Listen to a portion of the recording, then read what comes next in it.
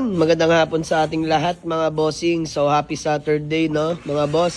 So may new arrival tayo mga boss. This one is Toyota Revo GLX. Pitsapay na yung taillight, automatic transmission mga bossing. Hinatiran tayo ng unit sa garahe ng kababayan sell natin mga boss. So nakakatuwa to dahil ang mismong first owner taga Las Piñas lang din mga bossing. At ang kinaganda pa, original paint, latang-lata paikot mga bossing. So tinatry lang natin i-3-step pa mga boss. Actually hindi pa natin sinisimulan, buffing lang, try lang.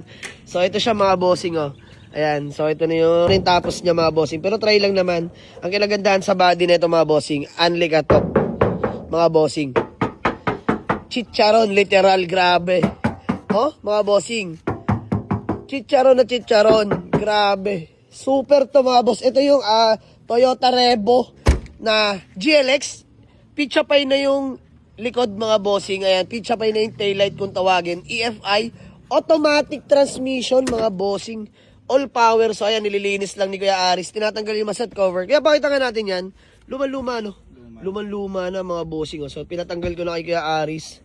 So grabe to mga bossing. Oh. Ayun oh. Super. First owner mga bossing. Solid.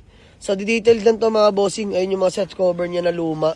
So ganda talaga loob ng mga GLX na pitcha pa yung taillight na automatic. Parang beige interior kung tawagin. So napaka-solid na test drive ko. Smooth shifting mga boss, as I promise. Sobrang lamig din ng aircon. Dual aircon mga bossing. Higit pa dyan, nakamags ka na 17s. Di ko lang alam kung anong mags yan. Pero 17s yan mga boss. Makakapal pa naman yung mga goma. So natuwa lang ako, binayaran ko agad. Dahil lata all the way mga bossing. Napaka-solid nitong Toyota Revo natin na GLX. Pitsapay na yung taillight. Automatic transmission mga bossing. Pampamilya na pampamilya to. Shoot na shoot. Walang kalampag mga boss. Napaka-solid, ako na nagsasabi sa inyo. Ayan, paikot ko lang kayo mga bossing. Solid nito. So registered pa to. Aircon sobrang lamig mga bossing. Latang-lato. Chicharon mga bossing oh.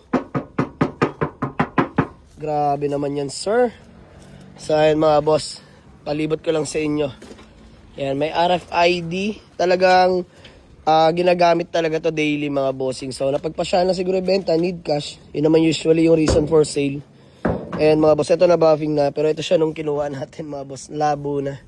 So ito, kaya pa naman ang buffing. Sayang eh, original paint mga bossing.